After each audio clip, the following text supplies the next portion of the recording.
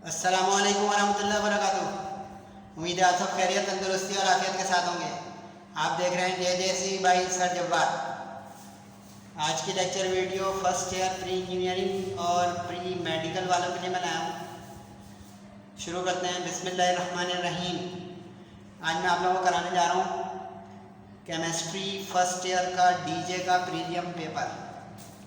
अपने साथ जो एक हाइलाइटर, बुक, कैलकुलेटर वगैरह रख लें ताकि आपको फ़ायदा हो सके। अब रिवाइज्ड डेट शीट भी आ गई है और पहला पेपर केमिस्ट्री का है, तो अब ज़रा ज़्यादा आपको दूसरे एंगल से तैयारी करनी होगी। आपकी आसानी के लिए मैंने लेफ़्ट पे चैप्टर नंबर और कुछ ऐसी MCQs हैं जो रेफरेंस मांगती हैं, तो उसके लिए पेज नंबर मैंने बुक के लिख दिए हैं। सही है। पहली MCQs में कहा जा रहा है कि द रिएक्शन PCl3 यानी phosphorus trichloride reacts with chlorine to give phosphorus pentachloride will shift in backward direction. Backward यानी राइट से लेफ्ट जाएगा कब। अब इसकी आपको मैं आसान सी एक ट्रिक बता देता हूँ। अगर तो रिएक्टेंट की कंसंट्रेशन आप बढ़ाएंगे तो रिएक्शन मूव करेगा राइट पर यानी अवे। ठीक।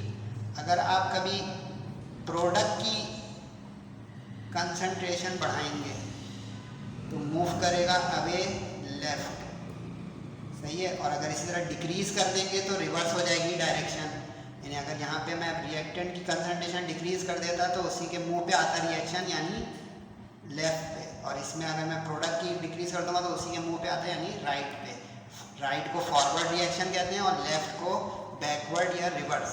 अब ये हो गया सवाल आसान, रटिएगा नहीं। बुक की इसमें MCQs कम दी है डीजे वालों ने, लेकिन मज़ेदार बैलेंस MCQs है, ना बहुत मुश्किल ना बहुत आसान। अब उन्होंने कहा है कि बैकवर्ड जाना है यानी रिवर्स जाना है, तो ये वाला एरो पकड़ें जिसमें प्रोडक्ट की कंसंट्रेशन बढ़ा दें। तो प्रोडक्ट क्या है भाई? PCl5। PCl3 इंक्रीज, ये तो राइट पे चला जाएगा। Cl2 इंक्रीज, ये भी राइट पे चला जाएगा। PCl5 इंक्रीज, ये लेफ्ट पे चला जाएगा। और अगर PCl5 को डिक्रीज करेंगे तो उसी के मुंह पे यानी राइट पे आ जाएगा। तो इस बुनियाद पे इसका हुआ ऑप्शन नंबर 3। अच्छा, बोर्ड एग्जाम में ABCD ऑप्शन होंगे, स्टेरिक नहीं होंगे, तो ये ख्याल रखिएगा। दूसरी MCQ में कह रहा है कि रेट कांस्टेंट। अच्छा, ये मैंने आदमजी वगैरह में भी करवाई हुई है। पेज नंबर 187 पे एक टेबल बना हुआ है, देख लीजिएगा। उसमें 0th ऑर्डर, फर्स्ट ऑर्डर, इस तरह के वाज़ा लिखा हुआ है उसमें कि किस किस ऑर्डर ऑफ रिएक्शन का क्या क्या रेट कांस्टेंट का यूनिट होता है। तो अगर 0 ऑर्डर रिएक्शन होगा ना तो उसका K और R बराबर हो जाएगा, क्योंकि ऑर्डर ऑफ रिएक्शन 0 है। तो अब अगर ऑर्डर ऑफ रिएक्शन और रेट ऑफ रिएक्शन बराबर, तो ये K और R की यूनिट्स बराबर। तो अब अगर आपको पता हो R के यूनिट्स क्या होते हैं, बताइए जल्दी से। मोल पर DM³ पर सेकेंड। अच्छा, इसी को यूं भी लिखा जाता है MS इनवर्स। अब फर्स्ट ऑर्डर होता है, अगर फर्स्ट करें तो टेबल बना हुआ है बुक के अंदर, उसमें सिर्फ सेकेंड इनवर्स हो जाता। ठीक है। इसी तरह मोल पर DM³ पर सेकेंड का रेसिप्रोकल सेकेंड ऑर्डर पे मैक्सिमम थर्ड ऑर्डर तक हो सकता है। अच्छा, इस MCQs में गलती है, डीजे वालों की प्रिंटिंग में थोड़ी गलती हो गई है।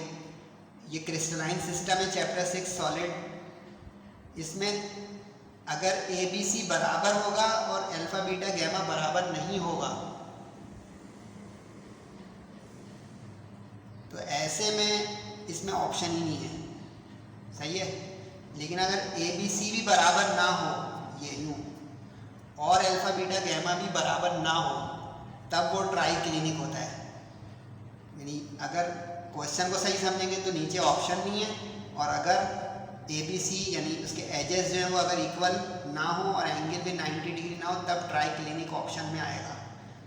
तो इसको पेज नंबर जो दिखाए ना, ये साइड पे इन्होंने एक चीज़ दी हुई है बुक वालों ने, पेज नंबर 133, जल्दी से दिखा दूँ आपको। ये देखिए साइड पे, यहाँ पे बारीक बारीक बुक खोल के देखिएगा, ये क्रिस्टलाइन सिस्टम, अक्सर स्टूडेंट ये वाली जगह पढ़ रहे होते हैं, ये हिस्से को पढ़ रहे होते हैं, ये क्या लिखा हुआ है, ये जो है ना इसमें से भी काम की चीज़ें होती हैं, इसका ख्याल रखिएगा कि ये जो है ना इस हिस्से में से भी MCQs या कुछ इस तरह के रीजन वगैरह आ सकती हैं, हर चैप्टर में बीच बीच में है।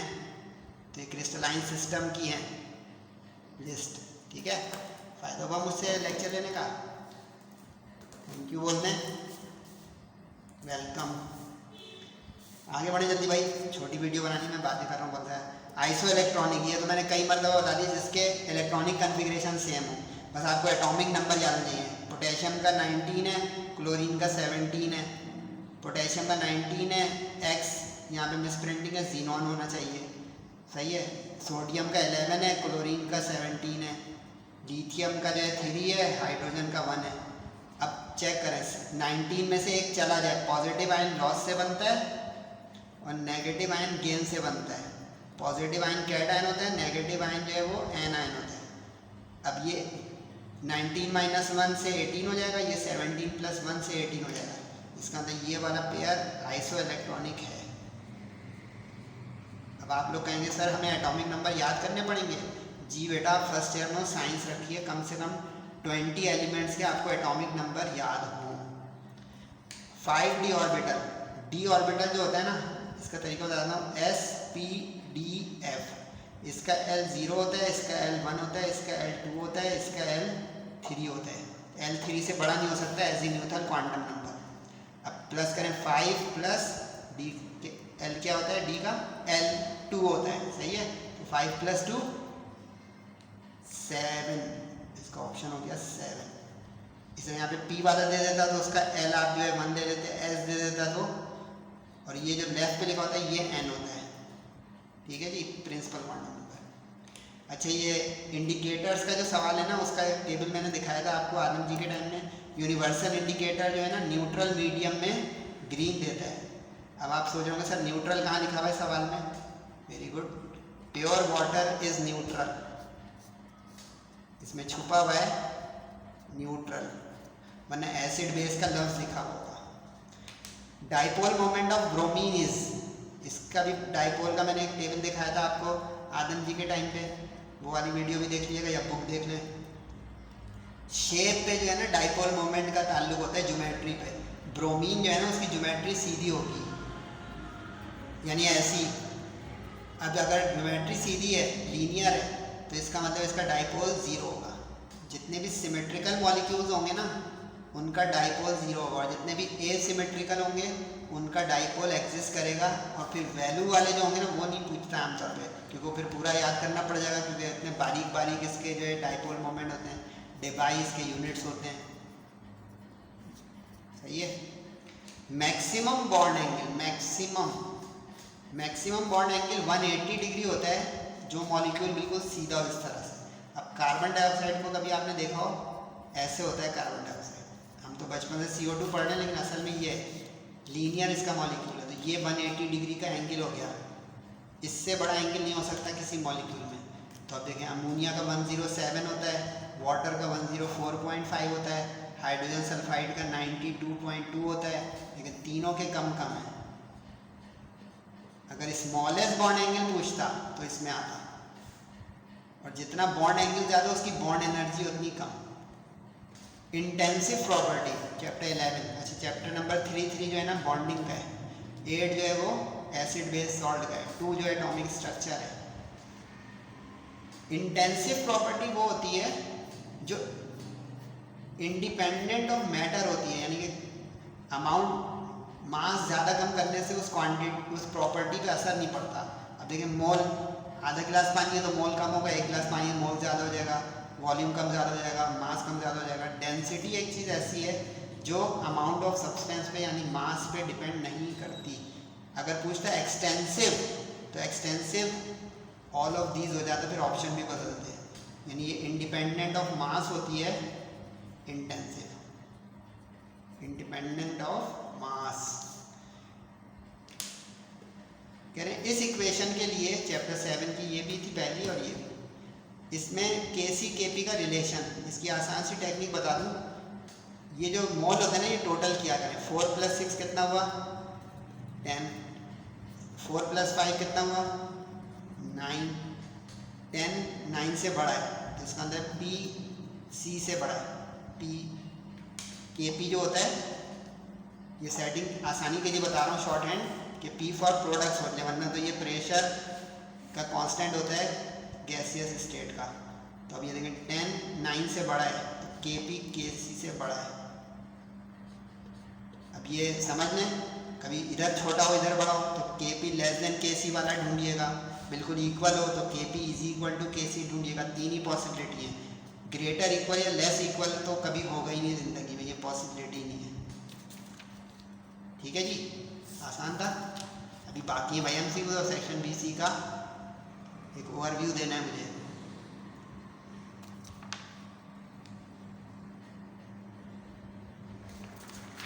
जल्दी जल्दी आ जाए भाई। कहना अगर इनिशियल मोल B हो और X मोल्स जो है प्रोडक्ट के बन जाएं तो भाई X मोल्स में से B कंज्यूम होके कम हो जाएंगे। रिएक्टेंट्स के B मोल हैं, सही है, और प्रोडक्ट बना रहा है वो X, तो जितना बनेगा उतना मरेगा, यानी B - X हो जाएगा। इस तरह समझें कि रिएक्टेंट साइड पर B है और कह रहे हैं प्रोडक्ट साइड पर X है, तो प्रोडक्ट जो बनी उसमें से B कम होगा तभी प्रोडक्ट बनेगी ना, सही है। Aqueous solution of sodium carbonate, sodium carbonate होता है Na2CO3, ये उस वक्त बनता है जब वीक एसिड हो, वीक एसिड और NaOH हो, यानी स्ट्रॉन्ग बेस। तो अगर बेस स्ट्रॉन्ग है तो बेसिक सॉल्यूशन बन जाएगा, समझ गए। और अगर एसिड स्ट्रॉन्ग होगा तो एसिडिक सॉल्यूशन बन जाएगा। अब यहाँ पे एसिड वीक है तो इसका मतलब है बेसिक सॉल्यूशन बन गया Na2CO3 का। NH4Cl पूछता तो ये NH4Cl में ये देखें वीक बेस है और ये HCl में से निकल के आया, ये NH4OH में से निकल कर आया, ये तो ये हो गया स्ट्रॉन्ग एसिड। अब एसिड स्ट्रॉन्ग है ना तो हम कहेंगे ये एसिडिक सॉल्ट है। मेरे सर 1 से 2 बता रहे हैं। चैप्टर 10 का आ गया कोलाइडल सॉल्यूशन, इसमें मोलैलिटी भी होता था। 1 m सॉल्यूशन को आपको डाइल्यूट करना है 2000 तक और एक्चुअली वो 200 है। इसकी टेक्निक होती है कि जितना डाइल्यूट करना है ना उतना डिवाइड कर दें, यानी 200 को 2000 से डिवाइड कर दें तो उतना डाइल्यूट हो जाएगा। 200 डिवाइडेड बाई 2000, एसडी मोड दबा दिया करें तो अपॉन को ख़त्म कर देगा। क्या आया? 0.1। गुड। 0.1 का मतलब हो गया गुड नहीं, 0.1 मतलब ऑप्शन सी। नाइट्रोजन की कन्फिग्रेशन ये है, ये नहीं है, नॉट दिस। अगर आप लोगों ने मेरे पिछले वाले आदम की और किसी कॉलेज का देखा, उसमें ये मैंने सिखाया था कि हर ऑर्बिटल को सिंगली ऑक्यूपाई करता है। देखिए px1 py यानी हाफ ऑर्बिटल, और यहाँ पे देखिए Z0 लिखा हुआ है। तो ये हर्ट्ज ने बताया था कि if equal energy orbitals are available electrons will occupy them singly. तो ये हर्ट्ज रूल का कानून है कि इलेक्ट्रॉन्स एक एक ऑर्बिटल में सिंगली जाना चाहते हैं, जब सिंगल ऑक्यूपाई कर लेते हैं तो पेयरिंग स्टार्ट होती है, सही है। कोलोइडल सॉल्यूशन, ये पेज नंबर 2 और 3 पे इसका भी चार्ट बना है। इमल्शन क्या होता है, जो है जेल वेल, ये सब यानी पूरी लिस्ट है पेज नंबर 2 और 3 पर। लेकिन यहाँ पे उसने पूछा है लिक्विड इनटू लिक्विड, तो लिक्विड इनटू लिक्विड जो होता है वो होता है इमल्शन। उसके बाद बोल रहे हैं, ये तो थ्योरी है चैप्टर 12 की इलेक्ट्रोकेमिस्ट्री की, ड्राई सेल की आउटर बॉडी, ड्राई सेल की आउटर बॉडी किस चीज़ की बनी हुई होती है? ड्राई सेल की आउटर बॉडी बनी हुई होती है जिंक की। ये तो याद करने वाली है। डेंसिटी, ये तो न्यूमेरिकल जैसी एक MCQ आ गई। चैप्टर 4 पढ़ो आपने गैसियस, तो D = PM/RT। इसमें रख दें P, रख दें 3.5 एटमॉस्फेयर। कौन सी गैस दी हुई भाई? मीथेन। 12 + 4 16, मीथेन CH4 होती है। और नीचे आर की वैल्यू 0.0821 इंटू टेम्परेचर 400 केल्विन। अच्छा सेंटीग्रेड दिया होता तो केल्विन बना के रखते। अब ये डिवाइड करके देखें क्या आता है भाई, जल्दी जल्दी। 3.5 multiply by 16 divided by 0.0821 divided by 400 क्या आया भाई, फिर अपॉन आ गया, एसडी मोड दबाएं, क्या आ गया 1.7। गुड। तो ये हो गई भाई एमसीक्यूज। लेकिन देखें ये ठंडी गर्म एमसीक्यूज हैं, काइंडली रटिएगा नहीं, समझने की एमसीक्यूज हैं, अच्छे एमसीक्यूज हैं, बैलेंस्ड है, ना बहुत हार्ड ना बहुत सॉफ्ट, प्रैक्टिस के लिए बहुत बेस्ट। तो आप लोग प्रैक्टिस करें और मैक्सिमम नंबर लेने की कोशिश। जाइएगा नहीं भाई सेक्शन बी एंड सी का जायज़ा जल्दी से 10 मिनट में। आपकी आसानी के लिए मैंने चैप्टर नंबर लिख दिए हैं लेफ्ट पे, ठीक है। अब आपको जल्दी जल्दी ये करना है कि इन चैप्टर्स की प्रैक्टिस करें या इन टॉपिक्स को समझें कि ये टॉपिक्स हमारे पास हैं, सही है। अच्छा एक डिफाइन का सवाल आने ही आने हैं। मोलर वॉल्यूम मैंने इंपॉर्टेंट निकाला था, लग गया भाई।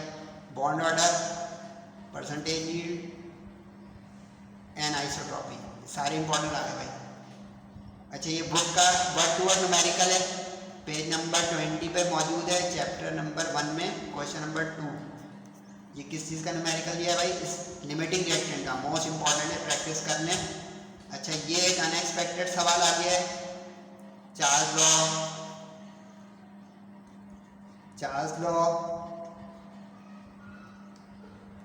अनएक्सपेक्टेड सवाल है ये, थोड़ा सा अनएक्सपेक्टेड इस सेंस में कि इसके अंदर उन्होंने चार्ल्स लॉ बॉयल्स लॉ का जो ग्राफ नहीं है वो दे दिया। अक्सर स्टूडेंट इसको एक्सपेक्ट नहीं कर रहे हैं इस साल, लेकिन सर्किल का मतलब है ना करें, हमें 9 पार्ट करने हैं, तो 9 पार्ट हो रहे हैं कि नहीं ये इस पर फोकस करें।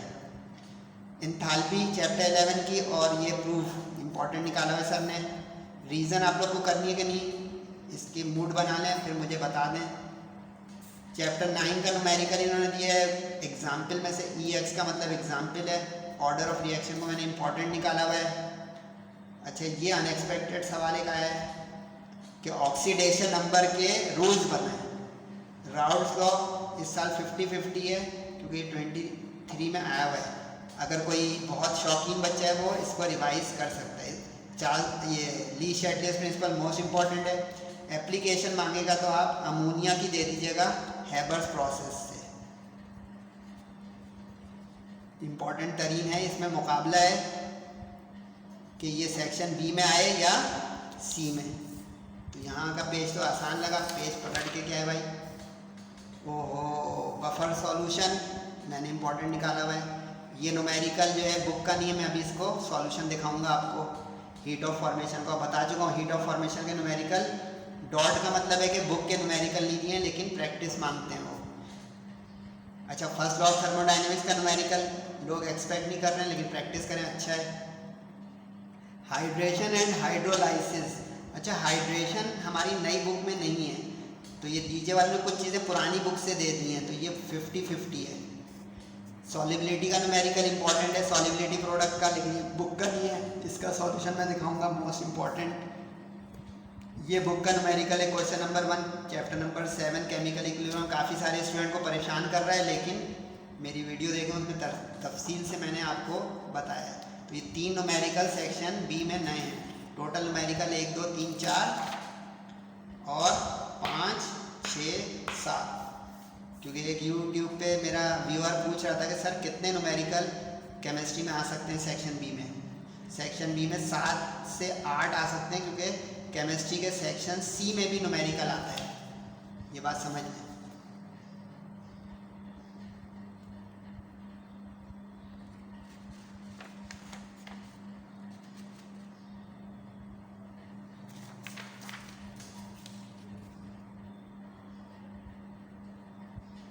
सेक्शन सी में क्या लगा भाई, बोहर थ्योरी बहुत एक्सपेक्टेड है। इन्होंने एनर्जी वाली डेरिवेशन दी है, एक्सपेक्टेड है। रेट ऑफ रिएक्शन, अच्छा इन्होंने ये सेक्शन सी में दे दिया है, लेकिन इसको लोग एक्सपेक्ट कर रहे हैं सेक्शन बी में, और मैं भी। हाइब्रिडाइजेशन और VSEPRT में मुकाबला है, इन्होंने हाइब्रिडाइजेशन दे दिया है। मेरे पास एज है कि मैं इसको VSEPRT सेक्शन C में दूंगा। इलेक्ट्रोड पोटेंशियल चैप्टर 12 का मोस्ट एक्सपेक्टेड है। कॉपर हर कोई दे रहा है, ध्यान रखें तो कॉपर की तैयारी ज़्यादा करें। Equation by ion electron method, ये वीडियो मेरी रिसेंटली गई है, इसकी प्रैक्टिस करें। इसको आप चॉइस में छोड़ ही नहीं सकते, वरना सेक्शन C की चॉइस किल हो जाएगी। अच्छा, बॉर्न हैबर साइकिल उन्होंने जो दिया है थ्योरी के साथ डिफाइन को, लेकिन इसमें एक गलती हो गई है डीजे वालों से। जो पूछ रहे हैं वो गिवन है, तो करेक्शन कर लें, क्योंकि अगर पूछेंगे तो एक्सरसाइज का सवाल है, जो मैंने रेड पेन से लिखा है वो एग्जाम्पल का सवाल है। क्योंकि देखिए ये लैटिस एनर्जी गिवन कर रहा है, तो पूछेगा कैसे। ये नीचे देखें, अगर आपको नज़र आ रहा है लैटिस एनर्जी तो गिवन है, तो इसका मतलब मिसप्रिंटिंग हो गई। एग्जाम्पल दिया है डीजे वालों ने, क्योंकि उसमें लैटिस एनर्जी गिवन है, एंथैल्पी पूछ रहा है। एक्सरसाइज खोलेंगे तो उसमें लैटिस एनर्जी पूछ रहा है, एंथैल्पी गिवन है। तो सेक्शन C भी हमारा लग रहा है। बस दुआ करें इंशाल्लाह कि बोर्ड का पहला पेपर है और सरजवाद का लग जाए गैस टारगेट, ताकि आप लोगों की स्टार्टिंग माशाल्लाह से अच्छी हो जाए। और अल्लाह ताला की ज़ात से उम्मीद है कि इम्पोर्टेंट लगेंगे। न्यूमेरिकल देख लेते हैं भाई। हीट ऑफ फॉर्मेशन के न्यूमेरिकल्स की मेरी वीडियोस गई हुई हैं चैप्टर नंबर 11 की। इसकी टेक्निक ये होती है कि आप ऑक्सीजन को पकड़ें, ऑर्गेनिक की है ना, हमें हाफ ऑक्सीजन चाहिए, ठीक है, इसको समझ के रखिएगा। अब यहाँ पे 1 है, यहाँ पे हाफ है और यहाँ पे 3/2 है। पहले सबसे आप देखेंगे कि कहीं 2, 3 तो नहीं लगा हुआ है रिएक्टेंट में, तो देखें हाइड्रोजन में 2 लगा हुआ है, नज़र आया। तो हम सबसे पहले इस इक्वेशन को 2 से मल्टीप्लाई कर देंगे ताकि यहाँ पे 2 आ जाए। तो इस 2/2 में 2 कट जाएगा, यहाँ पे 2 आ जाएगा, ये एंथैल्पी 2 से मल्टीप्लाई हो जाएगी।